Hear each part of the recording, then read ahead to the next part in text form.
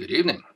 Okay, this is a video that I'm intending to help you improve your guitar playing, your understanding of what you're doing, your understanding of music in general. Now, this can be applied in any number of things besides guitar playing, but that's my primary focus because that's primarily what I do. I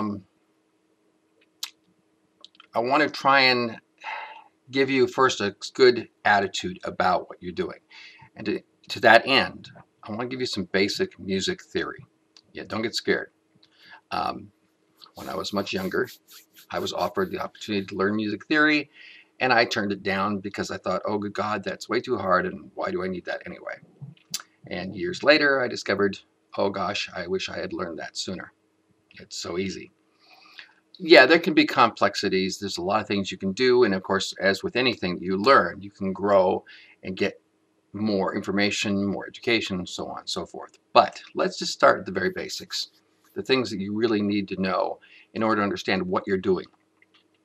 To start with, we refer to the Western musical system as what we work within.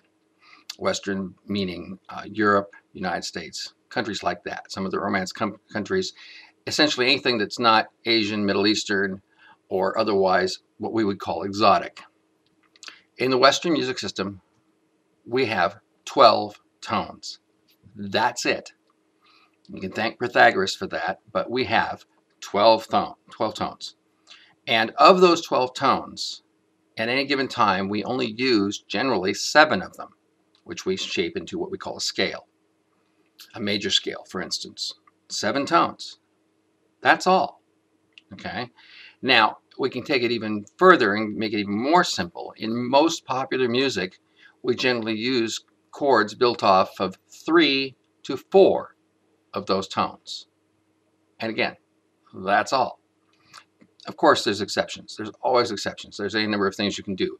Modulation is when you change from one key to another in the middle of a song. They do that often at the end of a song. It's a cliche these days, but they'll do that half a step up or something in order to change the dynamic of the song.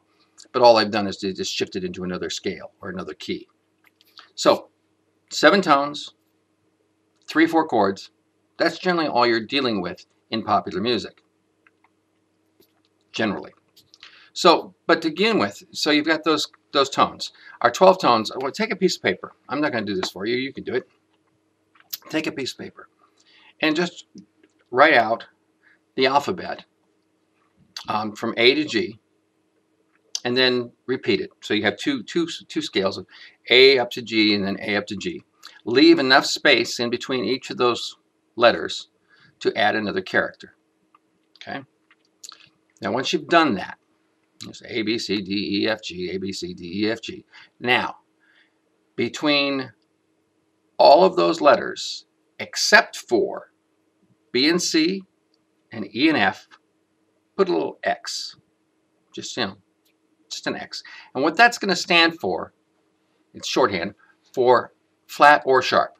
Because depending on how you look at the note, that's what it's going to be. If, for instance, you were looking at between A and B, you've got an X in there. Okay, that is either A sharp or B flat. Okay? Now, I said to not put an X between B and C and E and F. And that's because there is no B sharp or C flat. There is no E sharp or F flat. That is a spot with nothing between them. If you look at a piano keyboard or an electronic keyboard, you'll notice that there's no black key between B and C and E and F. Or if you didn't know that's what those notes were, that's how you find them. Those pairs of keys that have no black note between them, or black key, those are B and C and E and F. Okay? That's our Western music system in a nutshell, is that. And that's why the keyboard or the piano is utilized so much for music education, because it's just laid out there in front of you in black and white, literally. So, you've got that. Now I want you to write one more thing down. I want you to write down this little sequence. And let's just begin with C. By the way, just a quick note. I will refer to the key of C a lot because it's the simplest in that C, that key, has no sharps or flats. So it is the white keys on the piano, for instance. So let's do this little sequence. C, E, G. Write these down. E, G, B. G, B, D. B, D, F. D, F, A. F, A, C. A, C, E. Now, once you've written that down, memorize that. You know, when you're wandering around doing nothing else, or even if you got a tune going in your head, just in your head go C, E, G, E, G, B, G, B, D, B, D, F, D, F, A, F, A, C, A, C, E. Just run through that little sequence till you know it. Till somebody, if somebody were to call out to you, B, you go B, D, F. You know, or they go G, G, B, D. You know it. You know exactly what it is. Now, what those are what we refer to as triads. Triads, tri, 3. And that's your basic chord. If you have two different notes, well, let's start with, if you have two notes, but they're the same note, that's just a unison. It can be a octave or it can be the same note, but either way, it's just a unison. If you have two notes that are different, that's an interval. If you have three notes or more that are different, now you've got a chord, and that's a true chord. With guitars, we often play a chord that's called a 5 chord, and it really is just an interval. It's only two separate notes. It's not a full chord, but we call it a chord because we're playing it on a guitar.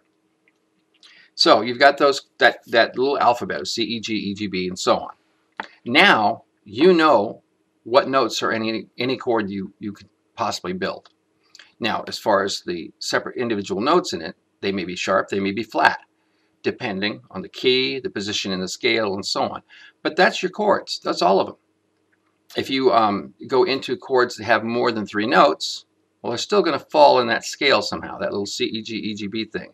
Say, for instance, if you have a chord with 4 notes, but you're basing it off of a C, it's going to be that C, E, G, and E, G, B crammed together. So C, E, G, B. You see? This is all you need to work on for now. These are the basics. Get the idea that you have only 12 tones you need to work with total. Out of those, you're going to be dealing with 7 of them at a time. And out of those, you're probably only going to be doing 3 or 4 chords. I'm hoping that encourages you to go further. Just the whole idea that the theory of this stuff is not based on a lot of stuff. I mean, who can't handle 7 notes? I mean, that's pretty dang easy to wrap your brain around. And if you take, for instance, the key of C, okay, so you got C, D, E, F, G, A, B. There you go. All 7. And it's combinations of those that are going to give you the chords in that key for any song you do in that key. And then any other key you go to, you're just shifting everything up or down, depending. And but because there's only a half step between B and C, and a half step between E and F, that's why the sharps and flats come in. It's because you have to keep that spacing. And since they're not all spaced the same way, those two throw it off, then you have to throw in sharps or flats in order to adjust for that. I'll go into it more on another video. But for now, just keep that in mind. Very simple.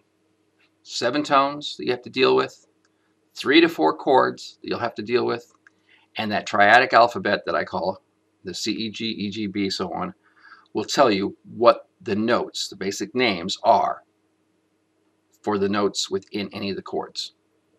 Okay, and we'll go into it more later. Take that for now. Bye.